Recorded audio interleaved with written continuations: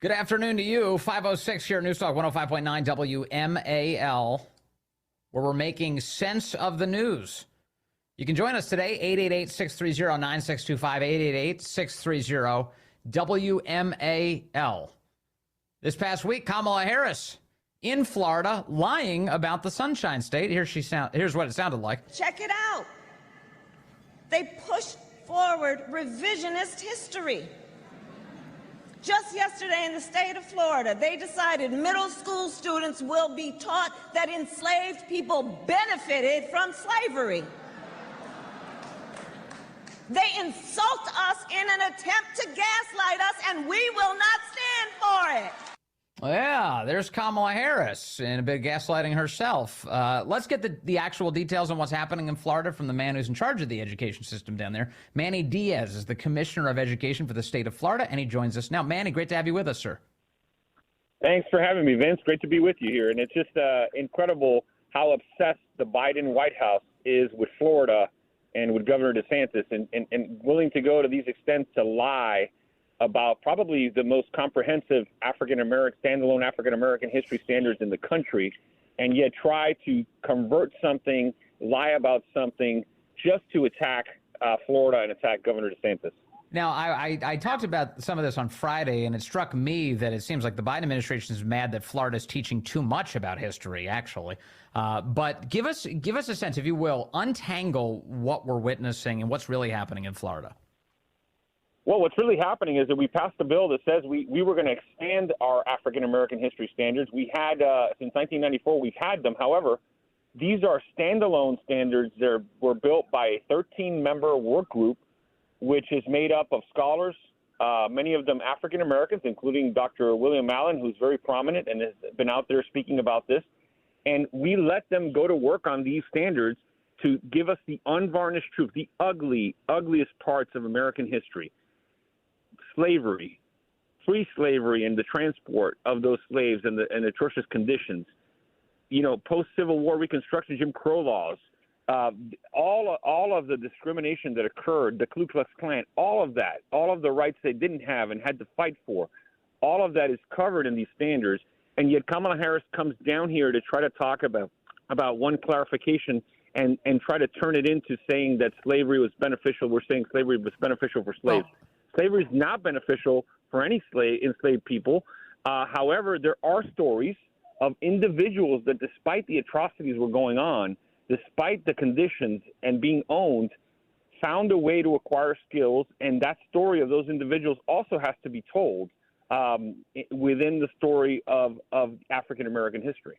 Right. And what any normal person who looks at these standards sees is you're talking about people who were enslaved, who were resilient in the face of that atrocity, who were resourceful in the face of that atrocity, and then upon gaining their freedom and fighting for their freedom, were able to use the skills that they had acquired for themselves in order to, make an income, sustain a living in the wake of slavery. And so these are real features of American history, and yet it seems like Kamala Harris and the people who share her position on this, whatever that position is, are much more interested in the erasure of that resiliency rather than in the celebration and the acknowledgement of it.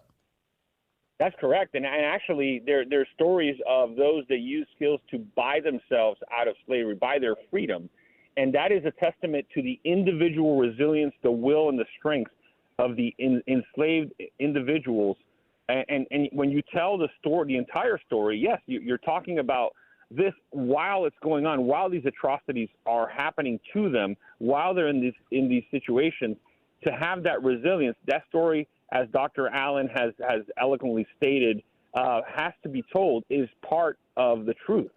Yeah, just so we get some context here, Dr. William Allen, he's a black man himself. He was on Jesse Waters' show on Fox this week.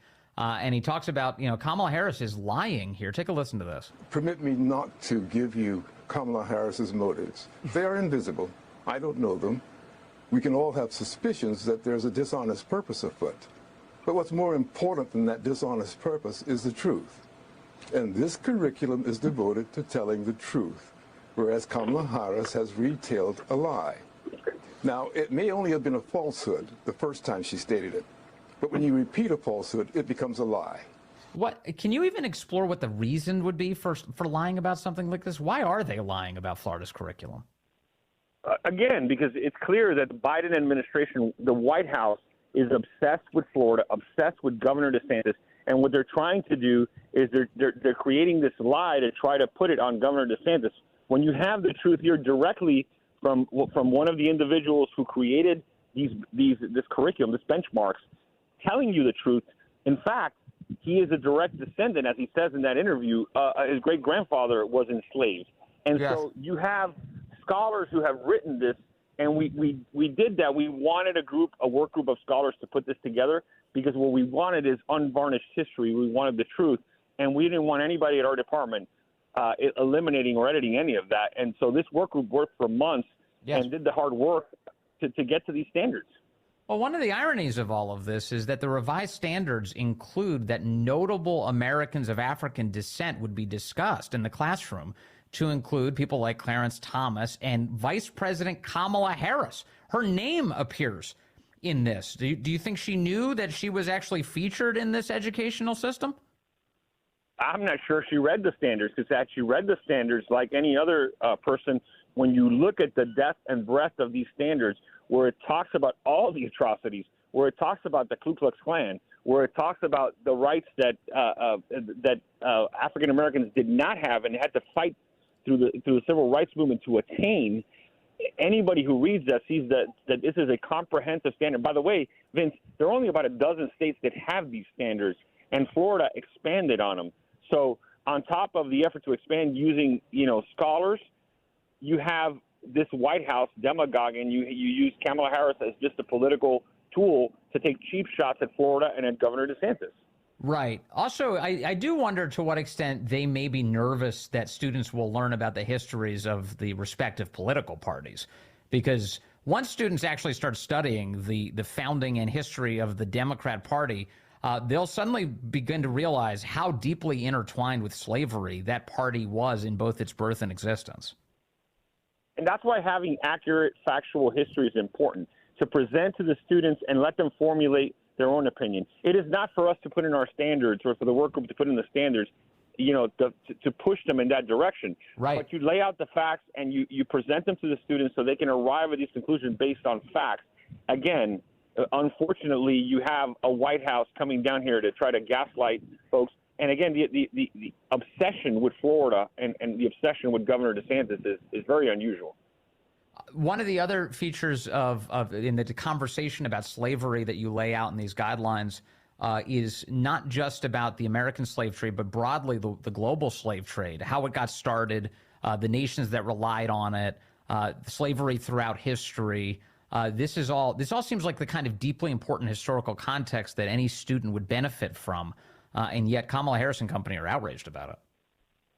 Not only that, but even as you talk about that era before slavery starts in America, the beginnings of that slave trade and that passage from Africa through these Europeans that started the slave trade from Africa, that passage through the atrocities, the death, the horrible conditions, all of that is covered in these standards to understand where all of this came from, how it arrived here, and then how it played out, and all of the atrocity, all the truths of what occurred. But at the same time, having the stories of individuals in the same time period being able to have their stories told as they persevered and were resilient throughout, despite these atrocities, and fighting through it. And those are examples that are part of that history, and it is important that students have the entire story. In no way is that indicating slavery is beneficial. Right. What it indicates is the resiliency of those individuals that were enslaved and their stories. Yes, and they should not be erased, despite the efforts of the White House. Here is Joe Biden, again, in the opposite world that they represent, today saying that, directly implying that this involves Florida, that Florida is banning books and banning history. Here he is. Father Parent, do you ever think we'd be talking about banning books in America? Banning history? I'm serious. Does that resemble what's happening in Florida? Nothing could be further from the truth.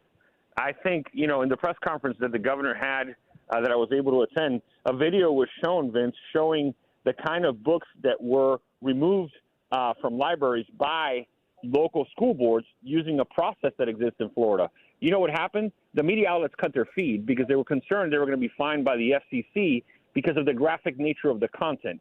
Yet those same people want to have those books left in an elementary or middle school or high school library. Yes. I think it's important to understand we have to stand with the truth. And when you have a process, we're not banning books. Randy Weingarten from the Teachers Union tweeted out, Florida bans To Kill a Mockingbird, only to have us respond, oh, actually, To Kill a Mockingbird is listed on our recommended reading list for our new standards. So you can see the gaslighting goes on and just flat out lies. Yes. And it continues with these standards.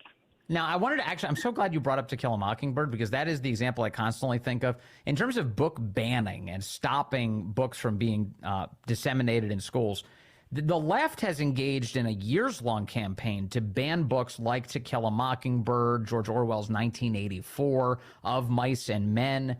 As the guy who runs the education system down there, Manny Diaz is who we're speaking with, the Commissioner of Education for the state of Florida. Do you ever get these kind of pitches? Is there ever pressure on you to ban these great classics from the left? Absolutely not. But in fact, didn't California, I may be mistaken, didn't California ban To Kill a Mockingbird? Wasn't that a controversy in California? Yeah, it was. It wasn't, I don't know if it was the whole state, but there was I think a school district there that, yeah, this is a lefty phenomenon to ban these classics.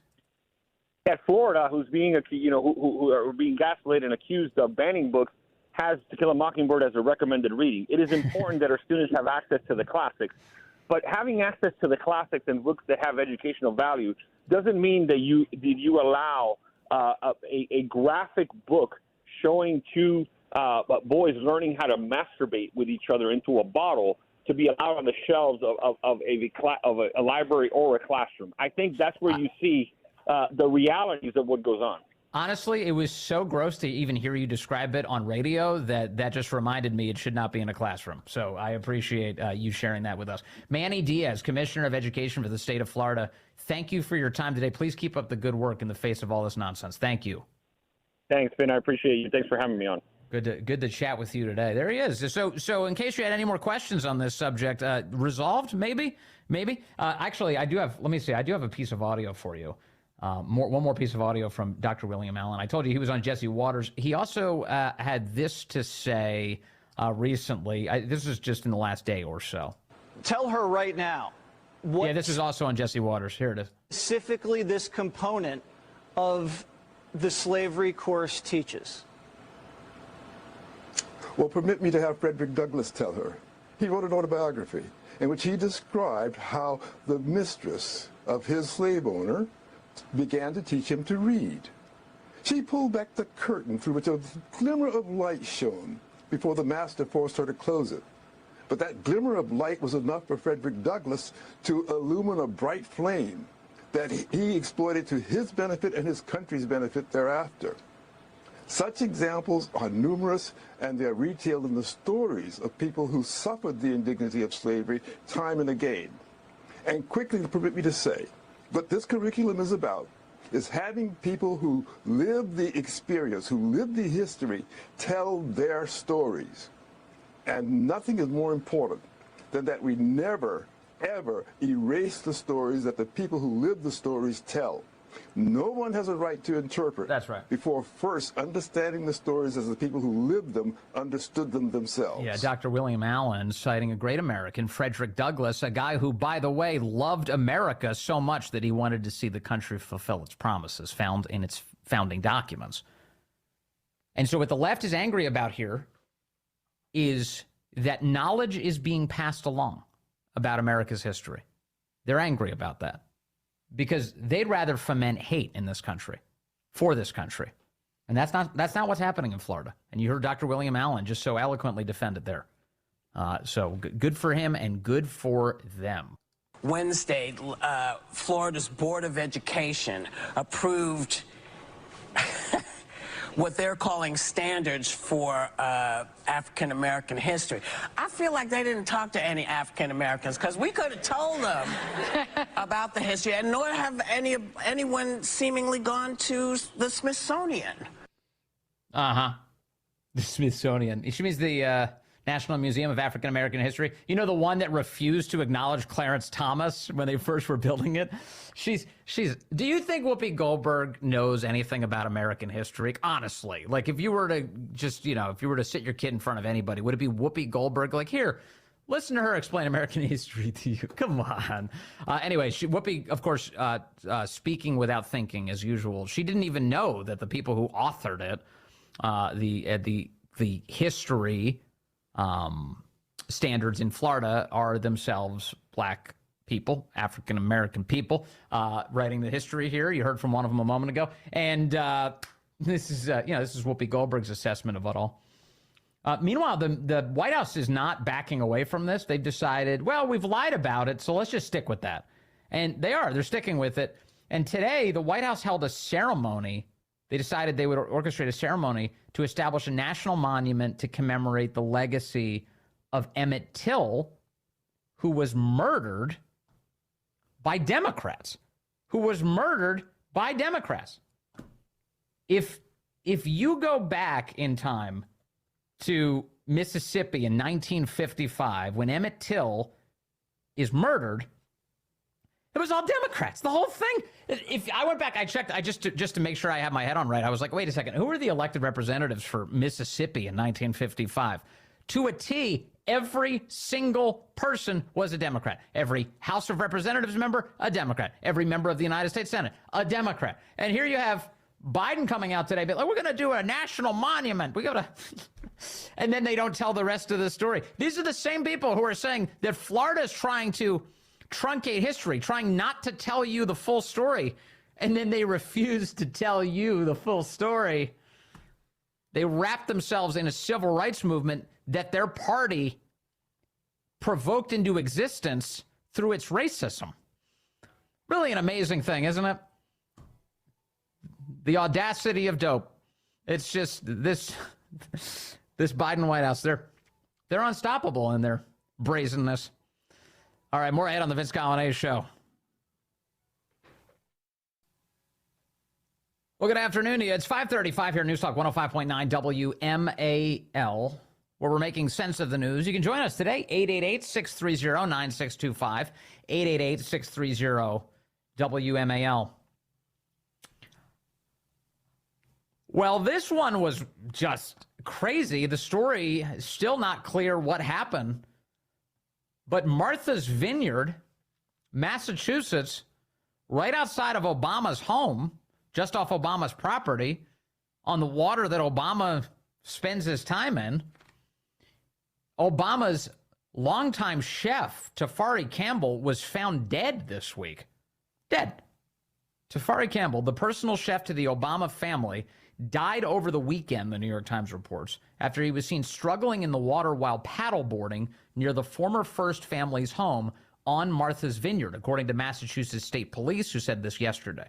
The body of the chef, Tafari Campbell, 45, of Dumfries, Virginia, who was visiting the vineyard, was found just before 10 a.m. Monday, about 100 feet from shore in Edgartown Great Pond, in water about 8 feet deep, by the Massachusetts Environmental Police. They had deployed sonar from a boat during an hours-long search that began on Sunday night and involved several law enforcement agencies. Former President Barack Obama and Michelle Obama were not home at the time of the accident, the state police said. Hold on to that thought for a moment, the location of the Obamas, because the plot thickens there. An investigation into the death of Mr. Campbell, who had worked as a sous chef when the Obamas were in the White House and stayed on with them afterward, is being conducted by the state police and the Edgartown Police Department. Just before 8 p.m. on Sunday, emergency services from Edgartown responded to Edgartown Great Pond near Turkeyland Cove, where Mr. Obama has a summer home, a gorgeous one, a big one, plenty of space. They responded to a call of a, quote, male paddleboarder who had gone into the water, appeared to briefly struggle to stay on the surface, and then submerged and did not resurface, the state police said in a statement. Another paddleboarder was on the pond with him at the time and saw him go underwater, the police said. The state police, the U.S. Coast Guard, and multiple local fire units, including divers, assisted in the search. All right, so that's what the New York Times had reported yesterday. They said it was just before 8 p.m. on Sunday, and this male paddleboarder, who we now know to be Tafari Campbell, went into the water. He was struggling to stay on the surface, and then he submerged, and he didn't resurface. Now, here's a detail that we've learned since then. Apparently, at one point, Tafari Campbell had expressed on social media that he couldn't swim. He was standing in shallow water, and he wrote something like, still can't swim. But then after that point, later in his social media post, it showed that he became actually a very proficient swimmer. He learned how to swim. He became really good at it, and there was all these social media posts of him doing it. So the actual capacity for swimming existed. He was pretty decent at it, better than most, I think. He looks like a guy who's in good shape. Some of the local experts of the area said that the wind wasn't that strong or anything this weekend. It was kind of a light breeze. It was manageable. That a basic competent swimmer could have made it to shore. So something happened here. Maybe he panicked. That can happen. And you get the yips or something. You just forget how to do the things that you knew how to do. And then went under. But then there's this other detail. Another paddleboarder was with him. Now, one would assume that was the person who then subsequently either made the call or told somebody else call the cops. But what's going on there? Was there a rescue attempt? If the other paddleboarder would presumably have a, quote, paddleboard with them. Could they dive off of it and then push it towards the guy as a flotation device?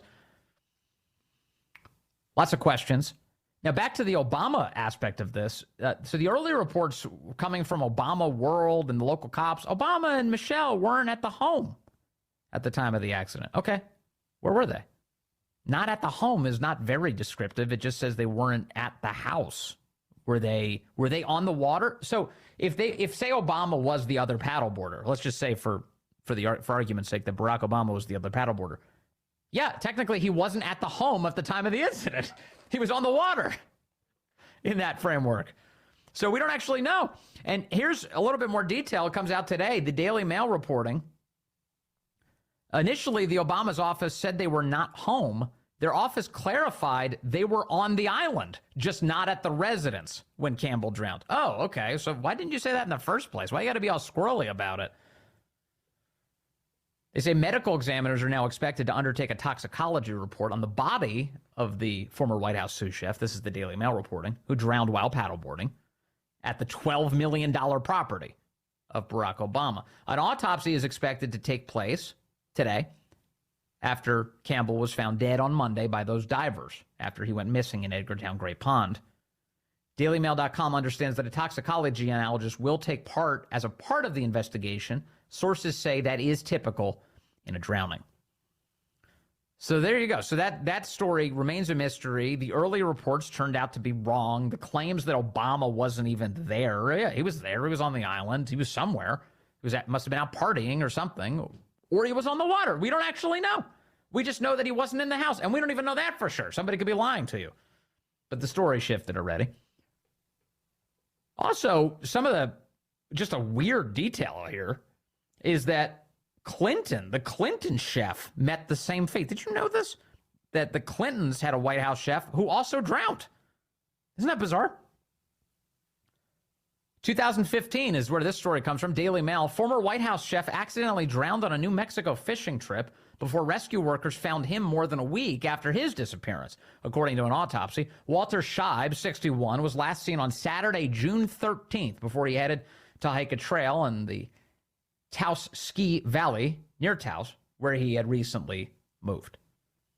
After his concerned girlfriend raised the alarm about his disappearance on Tuesday, search teams scoured the mountains from land and air but found no trace of him. Cell phone data revealed Scheib's last known location in the Sangre de Cristo Mountains, and his body was found on Sunday in a mountain drainage flowing from with water that is, from a recent storm.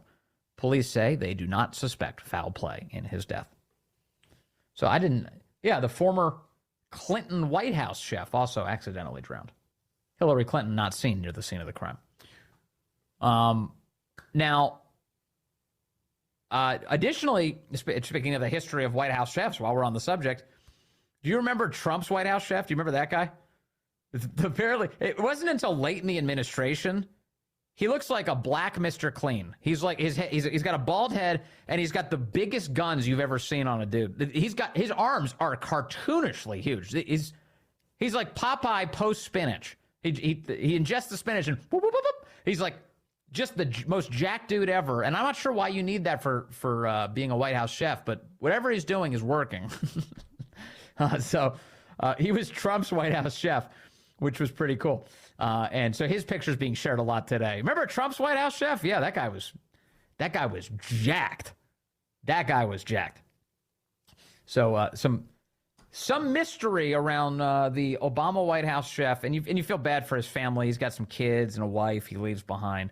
And what is going on Martha's Vineyard? And just sad, but that's a crazy story. We've had a bunch of those crazy stories. Ron DeSantis was in a car accident too in Tennessee this morning. Republican presidential candidate Ron DeSantis was in a car accident Tuesday morning, Daily Caller report. The car accident occurred while DeSantis was en route to an event in Chattanooga, Tennessee. He was uninjured, according to campaign press secretary Brian Griffin. DeSantis was also scheduled to appear at a fundraiser in Knoxville today. Brian Griffin saying in a statement, quote, "This morning the governor was in a car accident while traveling to an event in Chattanooga, Tennessee. He and his team are uninjured.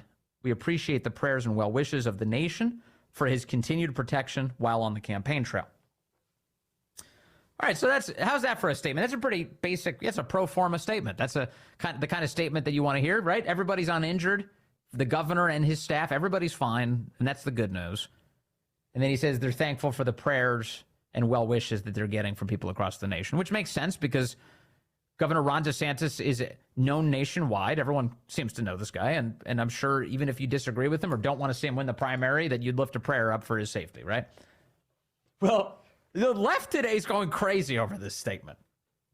They're going absolutely nuts. I saw Bill Kristol was tweeting about this today. This is crazy. Like, they're upset that the DeSantis team expressed gratitude for the prayers and well wishes of the nation. There were some lefties, and there were plenty of lefties who were actually wishing that DeSantis was injured in the car accident because that's typical lefty behavior. Hoping that your political opponent is maimed or killed in something like this. Despicable. But they gave us a very basic statement, and of course it was subjected to attack right away by lefties, to include Bill Kristol this morning. So they were unhappy about all this. But just so you know, DeSantis is fine out there in Tennessee. All the staffers are fine after his car accident. So I guess maybe a fender bender or something. But they're doing just fine.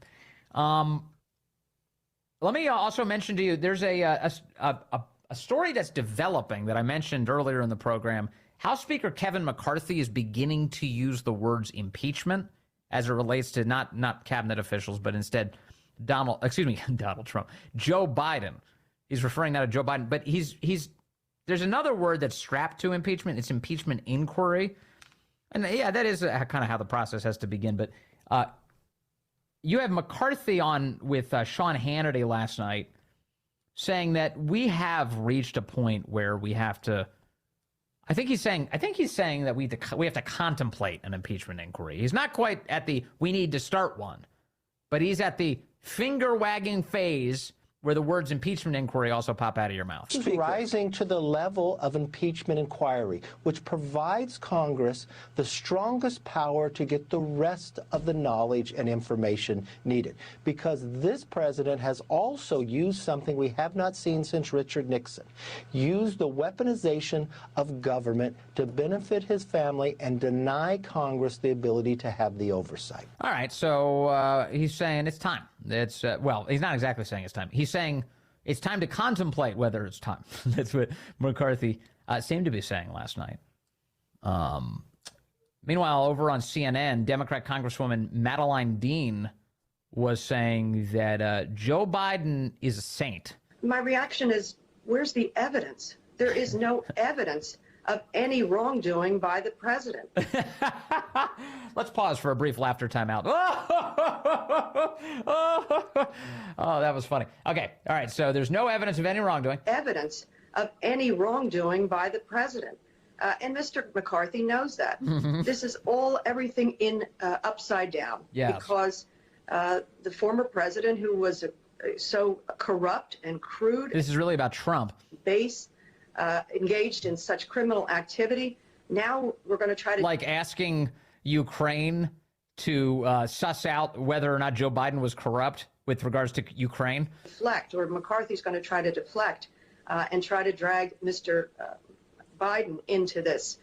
It's actually completely upside down. Again, it's failed leadership. A little more gaslighting on the CNN. McCarthy today did speak to reporters again, and he said, I was glad to see him do it here, too, and not just on Fox. You know, it's like one thing to say it to the Fox audience. It's another to step in front of the microphones with everybody else, too, and stick to the same point that he was making with Hannity, that an impeachment inquiry may be the way to go. So now you have the president saying one thing that we've proven is not true. You've got IRS whistleblowers. The one thing that is proven is not true would be that he never spoke to his son about his business dealings. Whistleblowers saying something when it comes to government treating the Bidens different. You've got an informant claiming that the Biden family had been bribed. Yes. Should you ignore that? No. Or should investigate that? The only way you can investigate that is through an impeachment inquiry, so the committee would have the power to get all the documents that they would need. Where are we on inquiry versus inquiry? He's going with inquiry. I like inquiry better. I've always thought that's more appropriate. But Kevin McCarthy, he'll do his own thing. Here's more of him today. And he says, I guess he's saying that we're going to find out more, and then we're going to do an impeachment. When more of this continues to unravel, it rises to the level of an impeachment inquiry where you would have the Congress to have the power to get to all these answers. I would think the Biden family would want to answer these questions as well, provide the documents instead of holding them back. We're watching this administration use government much like Richard Nixon used by denying us to get the information that we need. By denying us to get the information that we need. I got to be honest, it's hard to listen to Kevin McCarthy and not think of Chris Plant's assessment of him. Plant's always ragging on this guy for not having a great command of the English language. He's the Speaker of the House. Got to be able to speak. But there's Kevin McCarthy. And I just want to point out, the one thing I'm noticing is it is a bit of a pattern for McCarthy to come out and say, hey, we're getting close to thinking about this very aggressive action of going down the road of an impeachment inquiry. It's always kind of just like dipping your toe in the water and seeing how everybody reacts to it. They did it with Mayorkas. Remember last year when he was trying to solidify support for his speakership? He said, that Mayorkas, he better resign. If he doesn't resign, we're going to think about impeaching him. Apparently, they're still thinking. They're still thinking up to this very day. It's 5:50 now. Joe Biden may be completely corrupt, but he's also kind of a hilarious cartoon character, too. So there's some upside here. Biden today, in an event at the White House, announced that, over 100 people have died from COVID. And we're still feeling the profound loss of the pandemic, as I mentioned, of over 100 people dead. That's 100 empty chairs around the kitchen table. 100 people have died from COVID. Can you believe that? That's amazing. 1 second. Let me do it one more time for the... Yeah. 100 people have died of COVID. What is going on? What is wrong with that guy? You know what that reminds me of? That's the old Austin Powers thing, where Dr. Evil says that he wants to, hold people ransom for $1 million? Gentlemen, it's come to my attention that a breakaway Russian republic, Kripalakistan, is about to transfer a nuclear warhead to the United Nations in a few days. Here's the plan. We get the warhead, and we hold the world ransom for $1 million. Well, don't you think we should maybe ask for more than $1 million? $1 million isn't exactly a lot of money these days. Yeah, especially in Biden's America. So over 100 people have died due to COVID. Very nice. Biden had some doozies today. It wasn't just that. Biden also claimed that he's cured cancer. Were you there for that? Did you know that Biden cured cancer? If you could do anything at all, Joe, what would you do? I said I'd cure cancer. They looked at me like, why cancer? Because no one thinks we can. That's why, and we can. We ended cancer as we know it. We ended cancer as we know it. They cured cancer. Who knew? So they don't just lie about the small stuff. They lie about the big stuff. They lie about everything. And some of it's kind of amusing. Some of it. Not much, though. The great one, Mark Levin, up next here on WMAL.